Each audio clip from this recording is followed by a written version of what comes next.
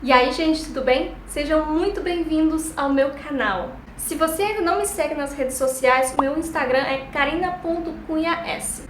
Hoje vamos falar sobre como ser aprovado na entrevista do visto americano. Recentemente eu solicitei o visto americano e eu vou contar tudinho pra vocês, como eu fiz, o que eu fiz, quais foram as perguntas que a cônsul, não sei se o nome é cônsul, todo mundo chama de cônsul, mas pra mim cada consulado só tem um cônsul, então vamos chamar de entrevistadora. O que a entrevistadora me perguntou, o que eu respondi e como foi o processo todo.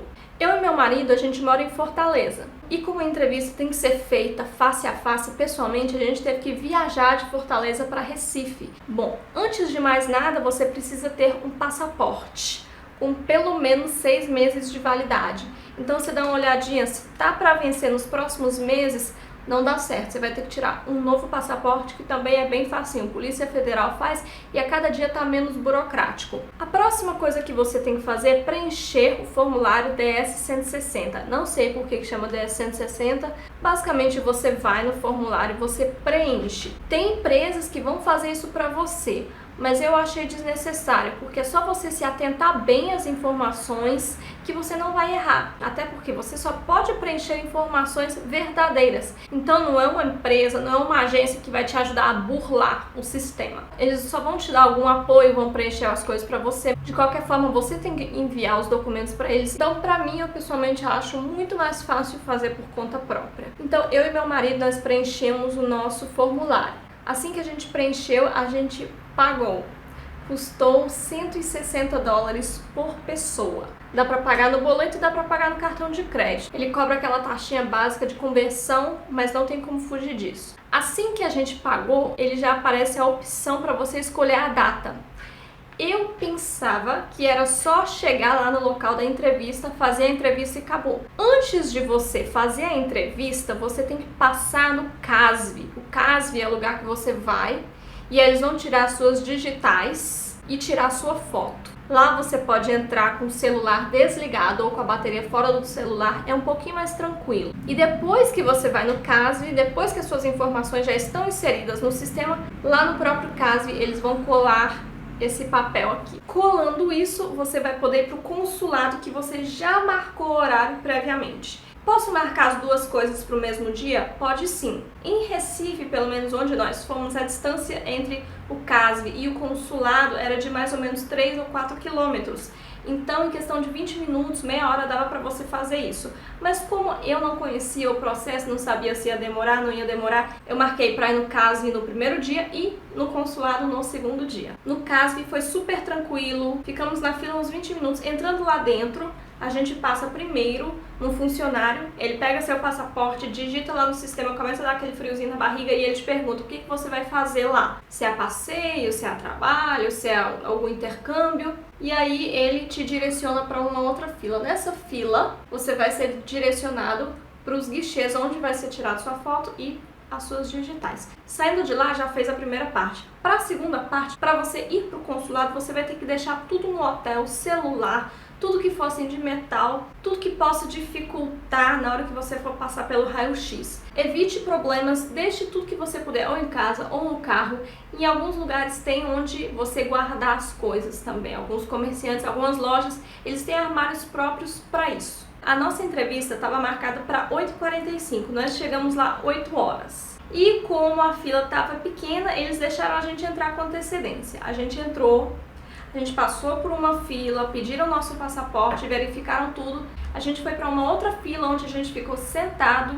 Eu achei legal o fato de ser sentado, porque eu só ouvia falar do pessoal reclamando de ficar em pé. Você fica lá sentado, esperando eles chamarem seu nome. Eu e meu marido, a gente foi fazer a entrevista juntos. Na hora que você faz a declaração do DS-160, tem como você colocar como familiar. E aí essa família vai lá e tira o visto juntos, faz a entrevista juntos.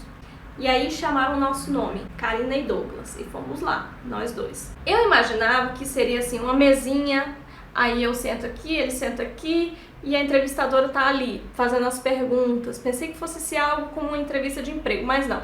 Chegando lá, eu já vi que eram guichês blindados com vidro da maior grossura do mundo e você fica em pé. No dia que eu fui, tinham 3 entrevistadores, uma mulher e 2 homens, 3 americanos que falavam bem português. Na nossa frente tinha 2 empresários. No caso dos empresários, eles perguntaram qual era o tamanho da empresa, quantos funcionários tinha, quanto tempo eles eram sócios da empresa e por aí em diante. Que basicamente o segredo para você conseguir o visto americano é você conseguir provar que existem coisas aqui no Brasil que te prendem. Seja lá uma casa, um apartamento, seja um carro, uma moto, talvez você esteja fazendo faculdade, emprego de carteira assinada também facilita muito, mas aí também depende muito do seu salário.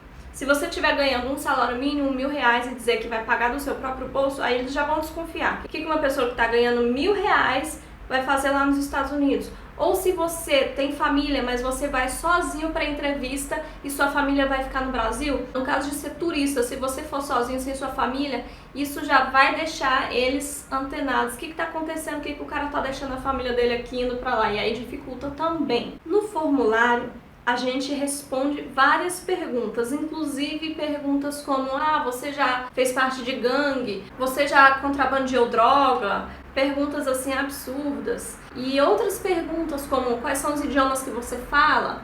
E eu falo português, inglês, porque eu já morei nos Estados Unidos quando eu era mais nova, e mandarim, porque eu morei 15 anos na China. No formulário a gente tinha preenchido que a gente ia pra Califórnia e que eu tinha um primo no Oregon, que por acaso é o estado que fica logo ao norte da Califórnia. Então nós chegamos lá e a entrevistadora perguntou: vocês são casados? São casados há quanto tempo? E aí a gente disse 2 anos e 9 meses. Isso porque a gente já tinha ensaiado várias perguntas antes do que poderia cair, onde você vai, quanto tempo você vai ficar, etc, etc, etc. E aí ela disse assim: vocês vão pra costa oeste, certo? Pra mim era uma coisa muito natural. Eu sabia que eu ia pra Califórnia e que a Califórnia ficava na costa oeste. Só que se você parar pra pensar, muitas pessoas, se elas ouvirem uma coisa dessa, costa oeste, vão ficar desesperadas. O que é costa oeste? Não vou pra costa oeste não, eu vou pra Califórnia. Aí você já tá dando a entender que você nem sabe onde fica a Califórnia. Então é legal você fazer uma pesquisazinha para onde fica essa cidade ou esse estado que você vai, porque às vezes pode ser uma pegadinha. Para mim foi algo super natural, eu nem pensei em maldade na hora, mas eu sei que muita gente cai nisso. E aí ela me perguntou como eu falava mandarim. Pergunta que eu não tinha ensaiado, mas que por ser verdade eu respondi na maior tranquilidade. Morei 15 anos na China, meus pais foram a trabalho. E aí ela me perguntou quem era Lucas. Lucas é um primo meu que mora lá nos Estados Unidos, ele trabalha lá, é casado com uma americana e ele é piloto. E ela me perguntou o que ele fazia. Eu dei uma gaguejada, eu falei assim: ele é piloto, mas na hora eu pensei, ela é americana, talvez, não sei se ela conhece a palavra piloto, ela pode pensar que é piloto de moto. Então eu falei, ele é piloto, ele trabalha para uma empresa, ele é piloto numa empresa de aviação. Eu dei uma gaguejada naquele momento. E aí ela continuou perguntando: e tem muita demanda para mandarim no Brasil? E eu disse: sim, tem sim. E seus pais ainda estão nos Estados Unidos? Eu disse: não, eles já voltaram para o Brasil em 2007, quando a gente saiu de lá. E ela continuou me perguntando: e seu primo faz o que mesmo? Para ver se a resposta era a mesma ou se eu escorregava em alguma coisa. Depois ela perguntou sobre a esposa desse primo meu, o que ela fazia, eu respondi. Nesse momento, a entrevistadora virou pro meu marido pela primeira vez e fez uma pergunta: há quanto tempo você está na sua empresa? E ele respondeu: 3 anos. E ela continuou perguntando para mim: e seus pais? Onde estão? Qual o nome da cidade? E eu passei o nome e ela continuou lá, digitando. E por fim, ela me pergunta: você fala mandarim, inglês e português. Já pensou em ser diplomata? Naquele momento eu não sabia se era uma pergunta para descontrair, ou se era uma pergunta séria, ou se era alguma coisa que ela estava querendo dizer com aquilo, ou para ver minha reação. Eu não sabia o que dizer, então eu virei para o meu marido, olhei para ela e disse: ainda não pensei nisso. E aí ela virou para nós dois e falou assim: seus vistos foram aprovados. Naquele momento eu nem sabia mais o que eu queria ouvir. porque eu estava tão preocupada em responder as perguntas do jeito certo, da maneira certa, se bem que não tem maneira certa nem jeito certo. O certo é falar a verdade, não ficar enrolando, gaguejando, é dizer sim ou não, ou explicar alguma coisa necessária, mas nada de ficar assim explicando demais. Porque, sabe, eu queria conhecer os Estados Unidos, porque muitos amigos meus já foram lá, disseram que é muito bom, e aí agora eu queria ir, porque eu tenho uns amigos lá, aí talvez eu vou passear. Esse negócio de talvez, de que eu tô pensando, de que não passa muita certeza pro entrevistador, isso daí é perigoso. Então já vá com as suas respostas na ponta da língua, responda exatamente o que está escrito naquele formulário que você preencheu, porque se você responder diferente também pode dar pepino. Enfim, a gente ficou dias e dias esperando a chegada do passaporte, que chegou por correio, e a gente abriu e viu o visto americano. O visto tem validade de 10 anos, a maioria deles sai com